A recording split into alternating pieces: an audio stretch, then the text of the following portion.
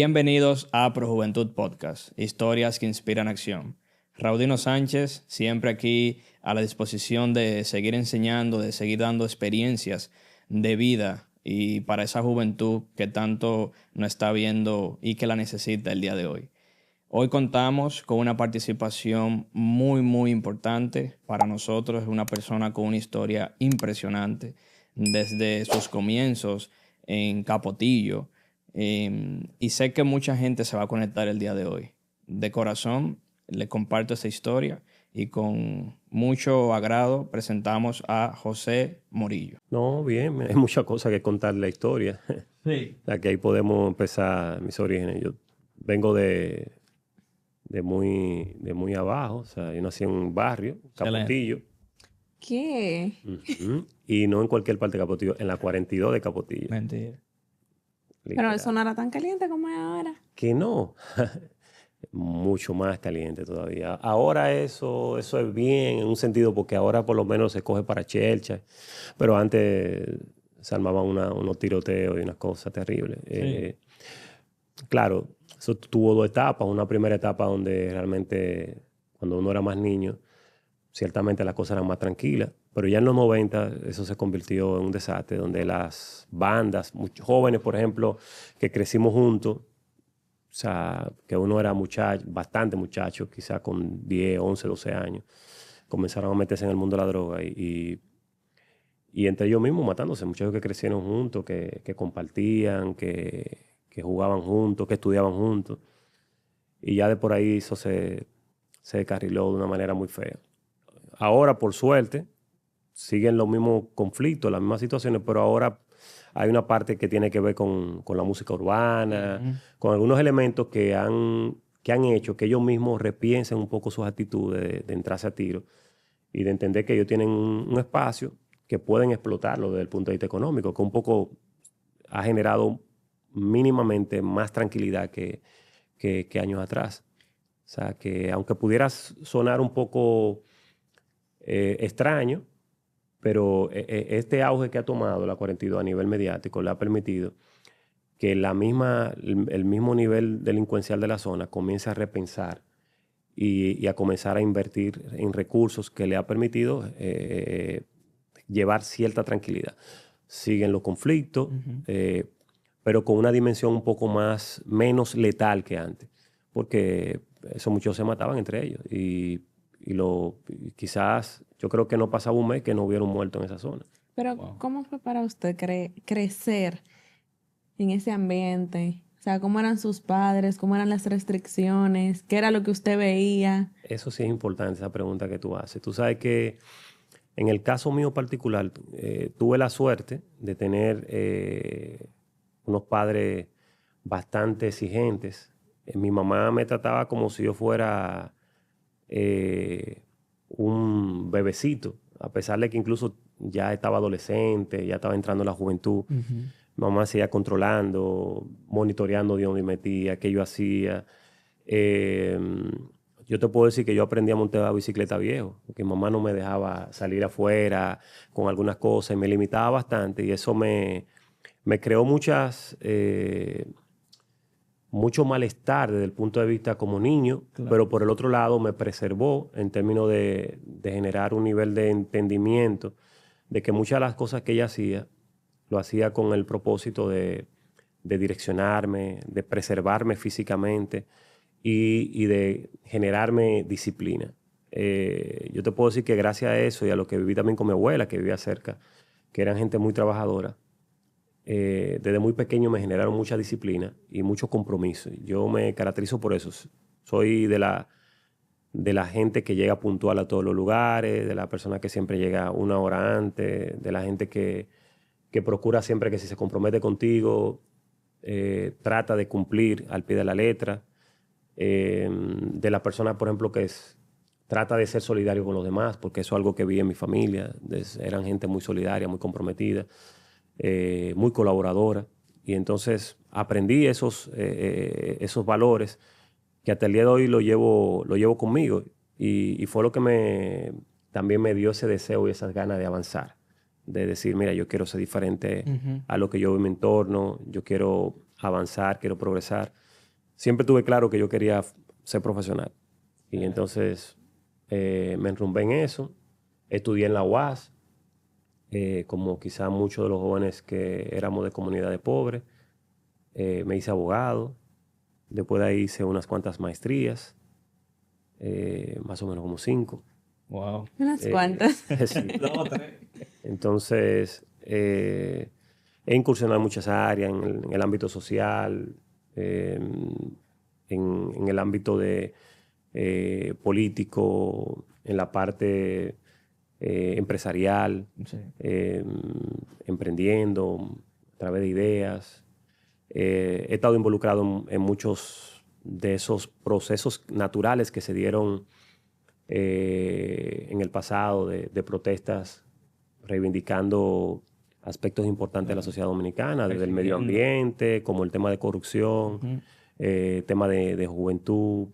Y bueno, en esa onda fue que nos conocimos Rómulo y yo por allá, quizá teniendo ideas diferentes en algunos aspectos, porque Rómulo era más como de esa lógica de derecha, yo tenía como unas ideas un poco más de izquierda, Sí. pero coincidíamos en algo muy particular y era en que apostábamos a una sociedad que tuviera cargada de valores, que respetara los derechos humanos, que sobre todo procurara el bienestar de la mayoría de la población. Y ahí nos vimos involucrados en muchísimos temas que hasta el día de hoy todavía preservamos una amistad muy bonita.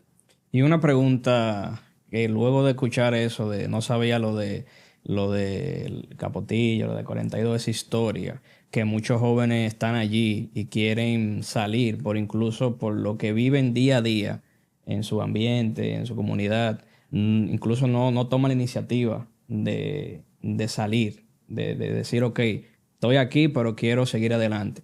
¿Qué fue eso que te marcó? O sea, tuvo que haber algo que te marcó a ti como persona, como joven, para decidir, yo no quiero estar aquí, quiero ser profesional, como dijiste. Mira, yo creo que lo que más me marcó fue el aspecto de ver el esfuerzo que hacía mi mamá. Mi mamá es enfermera. Mi mamá tenía que levantarse muy temprano, tenía a veces que quedarse haciendo noche en el hospital. Recuerdo que era enfermera del Hospital Mocoso Puello. Wow. Entonces, ese deseo de yo decir, cónchale, yo quiero avanzar porque quiero como apoyar a mi mamá, como que quiero ayudar a mi mamá, combinado con algo que hoy estamos cuestionando sobre el tema de la violencia de la policía contra los jóvenes, pero eso no es nuevo. Ahora quizás se visualiza más porque tenemos las redes sociales, pero desde aquel tiempo los jóvenes lo maltrataban enormemente. Wow. El simple hecho de ser joven de un barrio ya era una condena porque la policía te discriminaba, te maltrataba.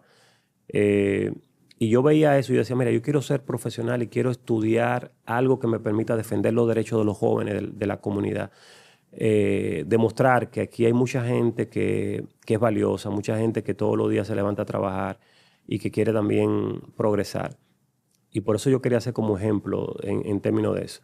Y decidí inscribirme en la universidad pública, ni siquiera porque en ese momento no me la pudieran pagar, porque por más limitación económica que había, por lo menos había quizás en mi casa la posibilidad de pagarme una universidad privada. Pero yo igual dije, no, yo quiero estudiar en la UAS porque yo quiero también poder ir con otros jóvenes que no tienen la oportunidad de entrar a la universidad y que ellos, como me siguen, como yo siempre fui un líder juvenil desde muy muchacho, pues inscribirme y que ellos se puedan inscribir y seguirme en esa trayectoria. Y que además también quiero conocer la realidad de la UAS. Quiero vincularme a esa dinámica que manifiesta la Universidad Autónoma de Santo Domingo. Y eso me llevó a eso. O sea que en resumen, lo que me empujó a eso básicamente fueron dos cosas. El compromiso con querer darle un cambio de vida a mis padres y el compromiso con los jóvenes de mi barrio, de que ellos pudieran ver un ejemplo diferente y de que desde mi posición como profesional yo pudiera también colaborar y ayudarle. Y creo que he cumplido con eso, creo que he cumplido con esa meta porque te puedo decir que yo he estado involucrado en muchas cosas en este país y en muchas de estas cosas ha sido básicamente, lo he hecho no necesariamente por necesidad, lo he hecho porque creo en el cambio social y porque entiendo que la mejor forma de tú aportar es tú tratando de ser ejemplo en función de lo que tú promueves y de lo que tú crees. Y en eso creo que he sido coherente en mi vida. Súper, qué interesante escuchar ese punto de vista. Y a ese joven de la actualidad, o sea, al final vemos eso que comentaste sobre el maltrato de la policía. ¿Por qué tú crees que pasan ese tipo de cosas actualmente? O sea, el joven está más desconectado, el joven está enfocado en otras cosas. ¿Qué realmente tú ahora mismo, ya con la posición que tienes, ves en ese joven de la actualidad? O sea, ¿qué le pasa a ese joven? Tú sabes que como a mí me ha tocado casi toda mi vida estar vinculado a la juventud, ya sea en algún momento como actor, protagonista, ¿no? Y en otro momento como consultor o asesor, yo te puedo decir que lo que hoy criticamos de esa inercia, de esa dejadez de la juventud de hoy, es la misma de ayer. Es la misma de ayer. Los jóvenes siempre han sido un mundo aparte, lleno de mucha rebeldía, lleno de muchas inquietudes y en algunas ocasiones quizás con muchos vacíos. En los 90, que fue mi momento de yo ir creciendo, en los 90 empezó a meterse el reggaetón, se empezaron a meter, por ejemplo, la música electrónica, para aquellos tiempos le llamaban techno, y a los jóvenes de aquel tiempo le decían todo lo que le dicen a los de hoy. O sea, decían que eran unos jóvenes que no sabían para lo que querían, que no sabían lo que iban a hacer. Lo que hoy somos adultos, que cuestionamos a estos jóvenes de hoy, éramos los jóvenes de los 90 que fuimos cuestionados porque estábamos creciendo. Incluso los jóvenes, había una moda de salir a grafitear a la calle y hacerle grafitis, y eso era muy normal. Y estaba en apogeo con mucha fuerza el hip hop o el rap, pero más con una visión de protesta. ¿Qué es lo que yo veo quizá diferente a la juventud de aquel tiempo y de la de ahora? Y yo lo que veo es que en aquel tiempo nosotros teníamos por lo menos dos opciones a seguir. Teníamos gente que pensaba igual que nosotros, que era rebelde, que no tenía muchas ideas, que le daba igual cualquier cosa. Y otras personas que realmente tenían interés de aportar a la sociedad, eran críticos, acompañaban a los jóvenes, trataban de orientarlos. Tú lo veías desde las iglesias católicas, que había sacerdotes que trabajaban con jóvenes, que se preocupaban por formar a los jóvenes. Incluso iglesias evangélicas que también trabajaban con los jóvenes, con formación. Y había muchos clubes, había muchas personas que estaban vinculadas al área social o a la misma área política. Muchos de los partidos políticos tenían escuelas de formación política. Claro. Entonces el joven que le interesaba tenía opciones. Tenía opciones para que si tú querías seguir simplemente haciendo nada y no aportando nada, pues tú te quedabas en ese limbo. Pero si te motivaba, si algo te interesaba, tú tenías las opciones de hacerlo. Hoy en día esas opciones no están.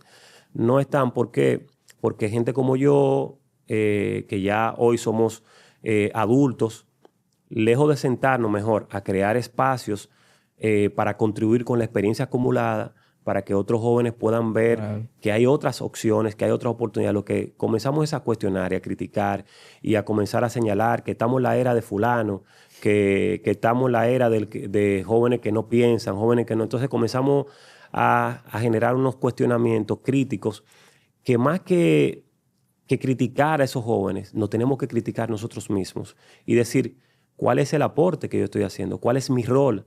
Mi rol es discriminar a estos muchachos porque no piensan igual que yo, pero yo era así antes. Entonces, ¿y por qué cambié? Bueno, cambié porque hay adultos o existieron adultos que me orientaron y que me empujaron a hacerlo diferente. Claro. Entonces, por eso yo nunca dejo de aportar, nunca dejo de vincularme a las nuevas generaciones, porque entiendo que ese es mi legado, que ese es mi compromiso. No porque yo tenga hijos, sino porque realmente si yo toda mi vida fui coherente en las luchas juveniles por reivindicando los derechos de los jóvenes, cuando yo fui joven, entonces hoy que soy ya adulto, que soy una persona con mucha experiencia, no debo de cambiar eso y no debo de convertirme yo en el verdugo de estos muchachos que simplemente están viviendo una etapa de rebeldía, que la vivimos todos, y que es una etapa que si es bien canalizada, esas energías pueden enfocarse en un bienestar de la sociedad dominicana. Pero para eso tenemos que estar claros nosotros de que ese es nuestro rol como adultos y que nuestro compromiso es guiar, no maltratar, no discriminar, no juzgar, sino apoyar para que ellos puedan ser como nosotros somos hoy. Y que es como usted menciona, que realmente los jóvenes de hoy son los adultos de mañana. Correcto. Lo que nosotros como jóvenes vivimos hoy, que queremos comernos el mundo, que queremos hacer cosas, no es lo mismo que vamos a hacer o quienes vamos a hacer a día de mañana, porque realmente son experiencias que nos hacen o que nos convierten en quién vamos a ser el día de mañana. Entonces, es interesante que usted tenga esa postura de que a día de hoy, en vez de darle una ayuda, de invitar a los jóvenes a hacer algo, de darles una mano, se les esté criticando. ¿Usted qué considera o qué opinión usted tendría de que hubiera una fundación que estuviera interesada en ser ese granito de arena, en aportarle a los jóvenes, en traerlos e indicarles a ellos cuáles son los pasos a seguir o darle las herramientas para ser un buen adulto el día de mañana? Mira, genial. Yo creo que eso sería lo más interesante y sería como uno de los aportes más importantes que se le pueda hacer a la juventud en el día de hoy. Que hay un espacio donde los jóvenes sientan la oportunidad de aprender, sientan la oportunidad de encontrar orientaciones, sientan que realmente tienen espacios para defender sus derechos y que sientan que además desde ahí tienen opciones en el ámbito de lo que yo quiero ser y de lo que yo quiero promover y donde yo quiero emplear todas mis energías. Claro. Entonces creo que eso sería muy interesante y yo creo que más que interesante en este momento actual sería lo más conveniente que le puede pasar a la sociedad dominicana. Sí. Que haya una, no, yo diría que haya muchas. Varias, claro. Que haya muchas fundaciones que se encarguen de trabajar con los jóvenes, pero no trabajar con los jóvenes, y eso hay que ponerle mucho cuidado,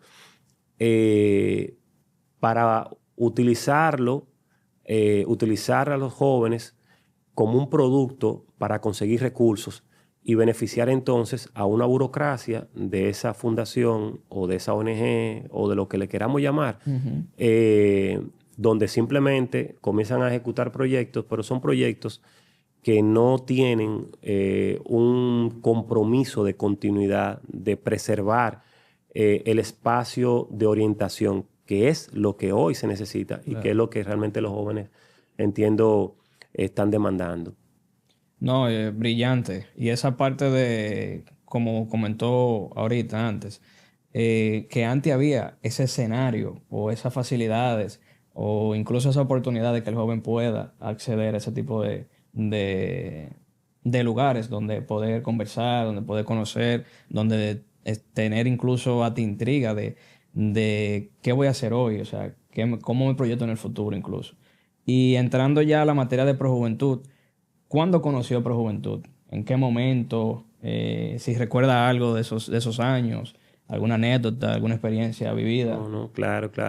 Bueno, mira, yo conocí Projuventud en el año 2009, que fue cuando conocí a Rómulo Vallejo. En ese momento era el presidente de Projuventud. Rómulo, un joven muy inquieto. Yo, un joven, pero un poco más de edad que Rómulo. Nos conocimos aquel entonces. Yo estaba en Participación Ciudadana.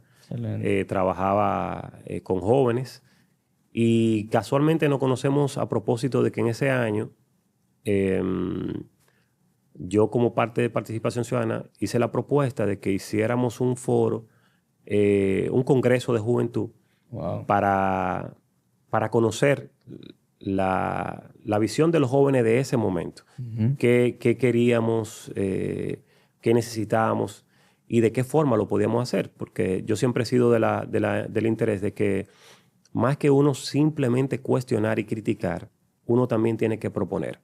Porque una crítica sin propuesta es simplemente palabras muertas. Sí, vacía. O sea, eso no tiene sentido. Eso simplemente es cuestionar por cuestionar. Y al final de la jornada, entonces, el problema va a continuar, porque tú critiques mucho una cosa no va a cambiar. Lo único que cambia cualquier situación es cuando tú le buscas una solución. Y bueno, pues de eso trataba el Congreso de ese momento. Alguien a través de los sindicatos me pone en contacto con Rómulo, porque yo comencé a contactar a diferentes jóvenes del área sindical, del área campesina, de los barrios, de las iglesias, porque queríamos que fuera lo más plural posible. Jóvenes de los partidos también incluso invitamos. Sin embargo, en ese momento, y hay que señalarlo, los jóvenes de los partidos eran muy cerrados. O sea, decían, bueno, no participamos en esas cosas. Solo 2 o 3 decidieron asumirlo y muchos lo hicieron porque eran amigos de uno, lo conocían a uno desde la universidad. Pero la gran mayoría no participó de ese primer evento. Sí participaron de manera sorprendente jóvenes de diferentes pueblos del país. Wow. Había jóvenes como de unas 18, 19 provincias. Y como fue el primer encuentro, fue un encuentro pequeño. Participaron, me parece, como 100 o 110 jóvenes. Lo hicimos, recuerdo en aquel entonces, en el Hotel Lina. Contamos con el apoyo de Participación Ciudadana. Y el evento fue súper interesante. Rómulo fue de los coordinadores de ese primer evento. Fue de los que participó. Lo hicimos en combinación con ProJuventud. Y desde ahí entonces empezamos a tener ese roce y empezamos a empujar procesos de capacitaciones. Rómulo se embarcó conmigo en un recorrido a nivel nacional para nosotros crear la Red Nacional de Acción Juvenil, que era una red que trataba de agrupar jóvenes de diferentes partes del país, pero también asociaciones juveniles, personas que estuvieran vinculadas a clubes. Y ese proyecto fue tan interesante que nos permitió a nosotros incluso recibir financiamiento de Oxfam en ese momento, que era una ONG internacional que también estaba vinculada a la Unión Europea. Recibimos financiamiento incluso de la USAID en ese momento también. Llegamos incluso a tener presencia en 27 provincias del país. Wow. O sea, llegamos a hacer luego 2 congresos de juventud donde participaron como 700 jóvenes en una. Bueno, yo te puedo decir que nosotros utilizamos el Paraninfo Manuel de Cabral de la UAS y eso estaba lleno, repleto totalmente de jóvenes. Eso fue en el segundo que hicimos. Fue un asunto impresionante, la acogida que tuvo de los jóvenes. Y fruto de eso se empujaron muchos procesos. Esos jóvenes comenzaron a orientarse, jóvenes que no estaban acostumbrados a organizarse, comenzaron a entender cómo organizar mejor sus intereses, sus compromisos. Fruto de esas actividades, muchos de los jóvenes que participaban en actividades pidiendo el 4% para la educación eran parte de esa red. Muchos de los jóvenes que participaron en Marcha Verde eran de esa red. Y voy más lejos. Hay muchos jóvenes hoy que están en los partidos políticos, en el PRM, en el mismo PLD, Fuerza del Pueblo, que ocupan posiciones en esos partidos, posiciones de importancia en los pueblos, como secretario general o presidente, salieron de esa red. Y yo te puedo citar muchísimos ejemplos. Desde el sur, que te puedo citar jóvenes que en varios municipios me han sorprendido de muy buena forma, que son secretarios general o que son presidentes, que incluso jóvenes de esos que llegaron a ser hasta alcalde. Wow. Lo que te indica que el trabajo que se hizo en ese momento, que Rómulo es parte de esa historia, fue un trabajo que dejó huellas positivas y que generó un aprendizaje bien interesante. El primero, que los jóvenes tienen que organizarse si quieren avanzar. Segundo, que hay que formarse, porque era parte de lo que nosotros hacíamos. Damos muchas capacitaciones sobre el marco legal de la República Dominicana, sobre la propia ley de juventud, sobre los derechos fundamentales.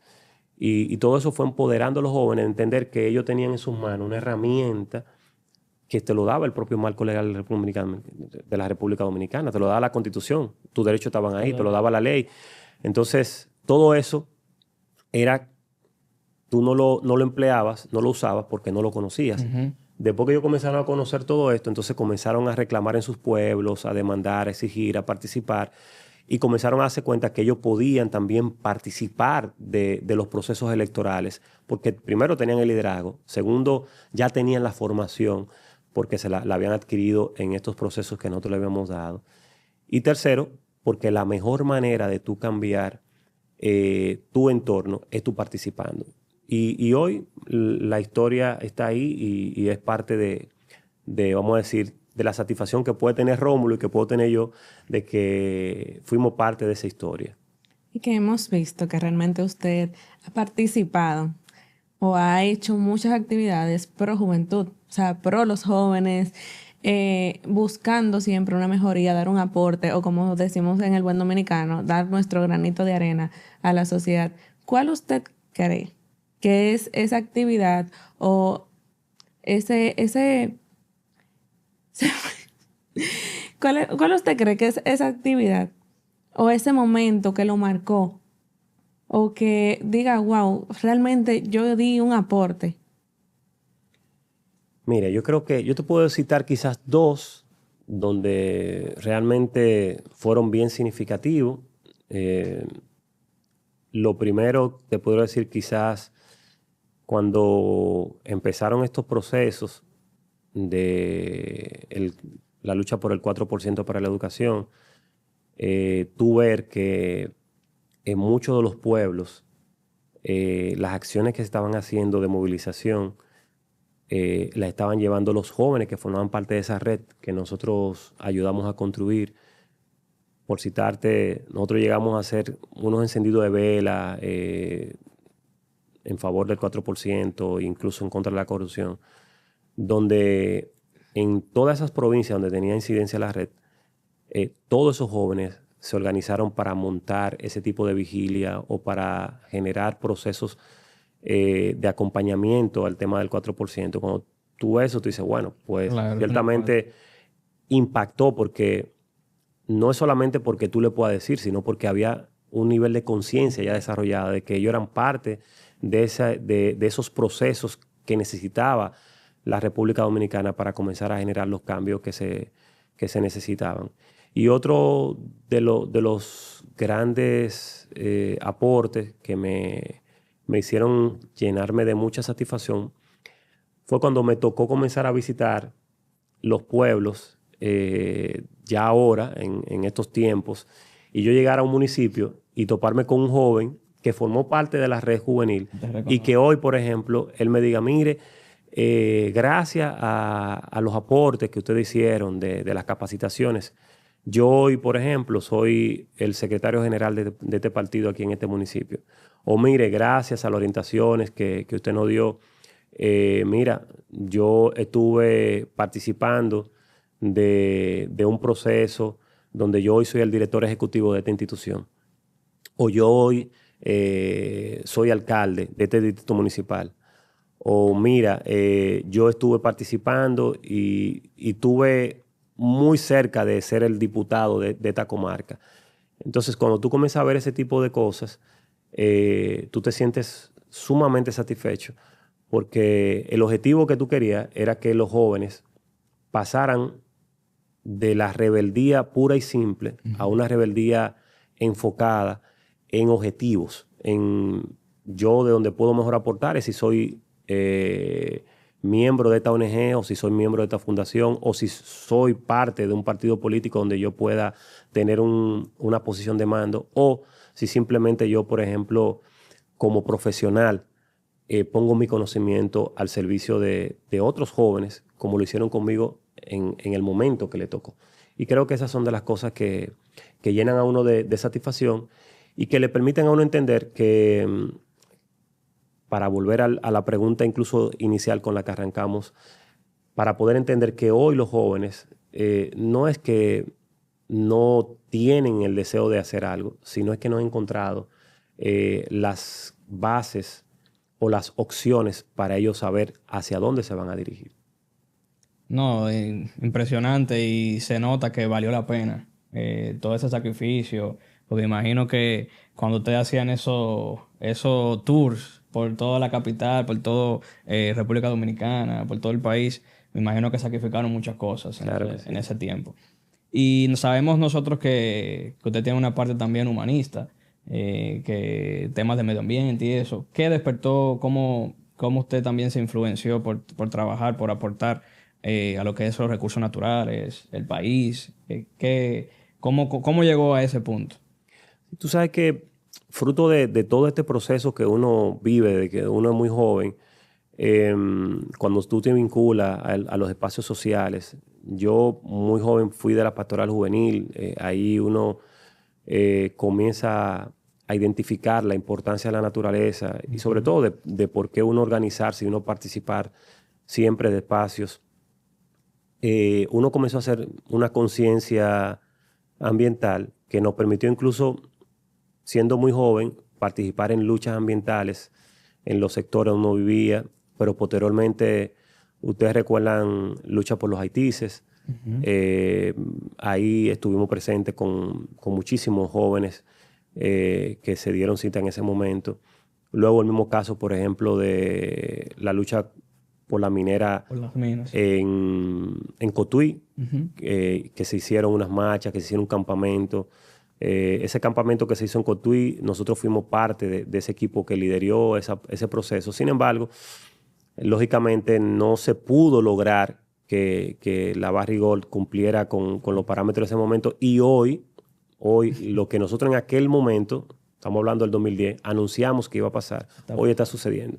Habíamos hablado de la contaminación, habíamos hablado de cómo iba a afectar la agricultura, cómo iba a afectar la vida de los ciudadanos de Cotuí, Claro. cómo incluso esos recursos no se iban a traducir en bienestar de la comunidad. Cotuí hoy es uno de los pueblos más atrasados de la República Dominicana, teniendo la mina de oro más grande del continente americano.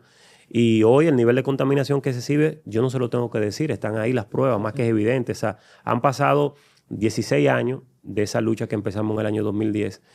Y lo que nos cuestionaban en ese momento, que decíamos, como hoy le dicen a muchos jóvenes que salen a protestar, que son gallo locos, nos decían gallo loco en ese momento, hoy han tenido que comerse sus palabras porque ahí están las pruebas de lo que decíamos que iba a suceder si no se hacía una minería con responsabilidad social, porque no era que estábamos en contra totalmente de que no se implementara la explotación minera, era cómo se iba a hacer. Y ese cómo hoy lo estamos viendo. Entonces, igual tuvimos en el tema de la lucha de Loma de Miranda, que gracias a Dios no se logró que se explotara esa zona, que es también un gran pulmón del Cibao.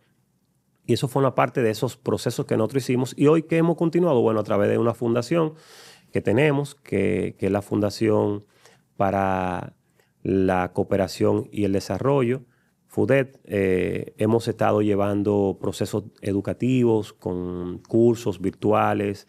Hemos hecho más de 3 cursos virtuales donde no solamente tocamos la parte ambiental, sino también tocamos temas que tengan que ver con incidencia, con formación política, con capacidades organizativas, con metodologías que permitan que los jóvenes tengan herramientas, no solamente para el tema de hacer conciencia ambiental, sino también para ellos seguir avanzando en su día a día y aportando a la sociedad dominicana. Seguimos generando este tipo de espacios. Tratamos siempre incluso de llevar un tema nuevo que pueda acoplarse a la actualidad para que los jóvenes no especulen, sino tengan herramientas. Buscamos siempre invitar un experto en la materia que pueda darle las orientaciones conceptuales necesarias, que además de eso también pueda generarle herramientas o dejarle herramientas que les sirvan de guía para el trabajo cotidiano o para la comprensión de esa problemática social que puede estar sucediendo en el momento. No, y eso lo mantiene siempre actualizados. Eso, Así es. incluso yo escuchándolo, la problemática de antes no es, tú tienes que manejarla con palabras actualizadas, o sea, con las palabras de ahora. Y eso es algo súper, súper interesante, que usted continúe incluso actualizándose como docente y con los tiempos, con los tiempos y con esa mentalidad de la juventud de ahora. Que aunque usted dice que tienen los mismos problemas o el joven de antes que el de ahora, pero hay palabras y hay acciones que a esa gente, a esos jóvenes de antes no son las mismas que tú puedas causar impacto ahora. El joven llega de otra forma, incluso los tiempos cambian todos los años, el tema también de la inteligencia artificial, que eso ha venido a revolucionar muchísimas áreas de la juventud, de la sociedad. Y eso es importante, estar actualizado siempre a los tiempos. Sí, fíjate, cuando yo digo que la problemática siguen siendo las mismas, si yo te pregunto a ti si hoy el tema del abuso policial existe, tú me vas a decir que sí, y eso existía en otro tiempo. Si tú me dices hoy que el tema de la contaminación ambiental existe, te voy a decir que sí, que existía también antes. Claro. Si te pregunto si seguimos teniendo problemas con la calidad educativa en la República Dominicana, eso era un problema que existía antes y que hoy sigue existiendo. Si tú me dices, por ejemplo, que si teníamos antes problemas con el desempleo juvenil, los famosos NINI, sí existía también antes y hoy sigue existiendo. Si tú me preguntas cuáles problemas tenemos desde el punto de vista de la falta de oportunidades para los jóvenes que se forman, que se preparan, sobre todo aquellos que van fuera del país a hacer una maestría y ya incluso muchos haciendo doctorado. Sí. Si hoy en día hay plazas disponibles para esos jóvenes, yo te diría que eso mismo era lo mismo que a nosotros también nos sucedía antes, que tú te preparabas, quizás ya no con maestrías, pero sí tú terminabas los estudios y no encontrabas la plaza disponible. Entonces, hoy quizás los problemas son los mismos, pero duplicados, pero siguen siendo las mismas situaciones, las mismas necesidades, las mismas dificultades. Pero como tú dices, hay otros aspectos que han surgido, como el tema de la inteligencia artificial, como el mismo tema de las redes sociales, que hoy están mucho más fuertes que antes, que están ahí y que muchos jóvenes a veces no saben utilizar esa herramienta, sino que la han utilizado quizás para producir dinero. Pero eso también es porque no encuentran orientación. Fíjense cómo ustedes, que son jóvenes de esta generación, de manera muy inteligente, están utilizando estos espacios que da hoy la comunicación actual. ¿Para qué? Bueno, para llevar un contenido diferente, para llevar un relato diferente, para llevar un mensaje diferente. Entonces, yo creo que lo que hace falta es que las personas como yo, ¿no?, más adultas, comencemos a orientar a los jóvenes para que digamos, bueno, mira, nosotros cuestionamos de que hay muchos jóvenes que están en las redes utilizando eso para nada, para no decir otra cosa. Perfecto. Las redes son amplísimas. Entonces, vamos a buscar jóvenes que realmente se interesen por hacer algo diferente. Claro. Y el contenido se visualiza. Porque la gente dice, no, porque hoy en día a la gente lo que le interesa es el contenido chatarra. Eso es falso. Yo veo muchísimo ejemplo de... Por ahí hay unos jóvenes que hablan de historia, que yo veo la cantidad de seguidores que tienen. Por ahí hay jóvenes que hablan de temas culturales. Veo la cantidad de gente que tiene. Por ahí hay jóvenes que hablan solamente de temas deportivos. Veo la cantidad de personas que les siguen. Por ahí hay jóvenes que lo que se han encargado de hablar de temas, por ejemplo, de tecnología. Veo muchísimos jóvenes de cine, de música. Y yo veo la cantidad de seguidores que tienen. Entonces, ¿qué te dice a ti eso? No. Así como hay muchos jóvenes que quieren solamente ver basura, así hay muchos otros que quieren ver también un contenido de calidad. Porque la diversidad de los jóvenes es amplia. Los jóvenes no son heterogéneos, o sea, no son homogéneos. O sea, no solamente existe una forma de pensar de los jóvenes. Los jóvenes es una diversidad de pensamientos. Y en esa misma dirección hay espacios suficientes para que puedan surgir y puedan fluir todas las ideas. Pero es un tema de tú comprenderlo, de entenderlo, claro, y de ayudar y apoyar para que ustedes, los jóvenes, puedan seguir haciendo el trabajo que hacen ustedes. No, de verdad que muy emocionado estoy por tanta información. Incluso de eso de la historia me marcó muchísimo suya desde los comienzos. Y ya para cerrar, ¿qué mensaje final usted entiende que le puede dar a ese joven de hoy, ya basado en sus experiencias del ayer? O sea, ¿qué mensaje contundente, qué usted le diría a ese joven del Capotillo, de la 42, que está allí, que tiene ese pensamiento, que no sabe dónde ir, que se está preguntando todavía eso? ¿Cuál sería ese mensaje? Mira, yo dejaría tres mensajes que han sido como mi parámetro de vida y han sido quizás mi lección que me ha permitido siempre repetírmela cada vez que yo quizás pueda en algún momento sentir alguna duda. El primero es que no hay nada imposible en la vida, que todo lo que tú te puedas proponer lo puedes lograr. Va a depender exclusivamente de la energía, de la pasión que tú le coloques. Entonces, el primer elemento es que se puede. Que lo primero que tú tienes que hacer es tratar de conocer qué es lo que tú quieres y saber que se puede. El segundo mensaje que yo entiendo que a los jóvenes de los barrios específicamente es que no necesariamente tú tienes para avanzar y crecer, tú tienes que hacer lo que otros han hecho de forma incorrecta para avanzar. Hay miles de ejemplos de jóvenes que han salido de los barrios, que hoy son jueces, que hoy son ingenieros, que hoy son empresarios, que hoy son comunicadores, y simplemente decidieron estudiar. Y las posibilidades para estudiar están ahí. Hoy más que nunca. Hoy en los barrios, en casi todos los barrios hay escuelas públicas. Antes las escuelas estaban muy distantes, los liceos estaban muy distantes. Hoy están prácticamente a muy pocos kilómetros. Por lo tanto, es un tema de persistencia. Y por último, sobre todo esto, que para mí lo más importante, es que tienen que organizarse. Eso de ser rebelde, simplemente rebelde por serlo y de ser un rebelde solo, no tiene sentido. ¿Por qué no tiene sentido? Porque tú solo no vas a lograr generar cambios. Los cambios se hacen siempre organizados y siempre acompañados de otras personas.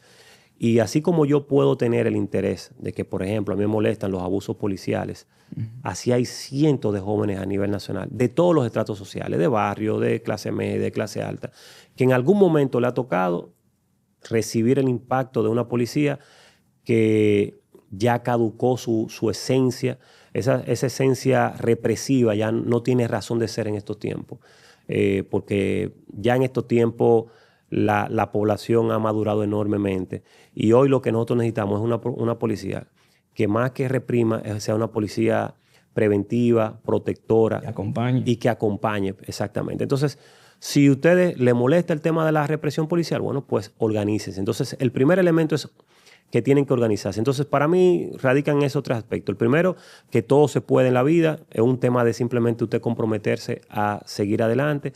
Segundo, apuesten siempre a su formación, a estudiar. Eso es determinante. En cualquier área, usted puede ser un mecánico.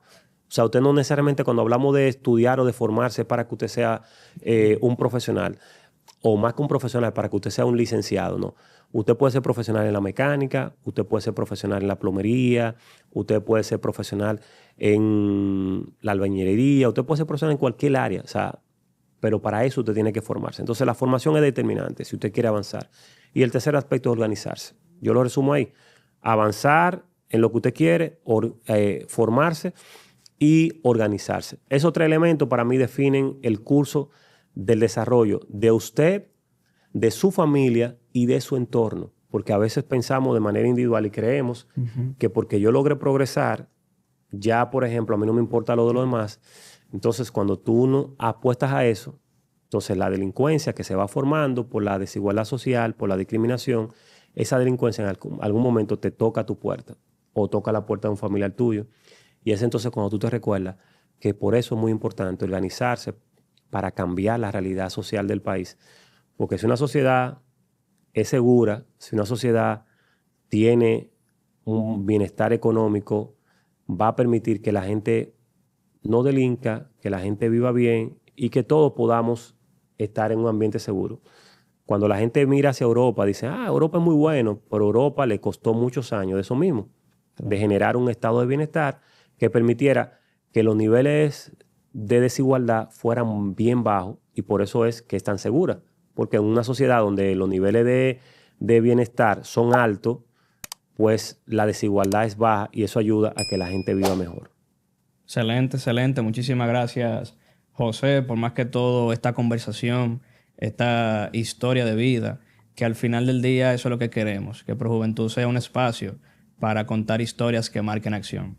Esto ha sido todo por hoy. Gracias por quedarte hasta el final. Recuérdate suscribirte, recuérdate darle like y nos vemos en un próximo episodio de ProJuventud Podcast.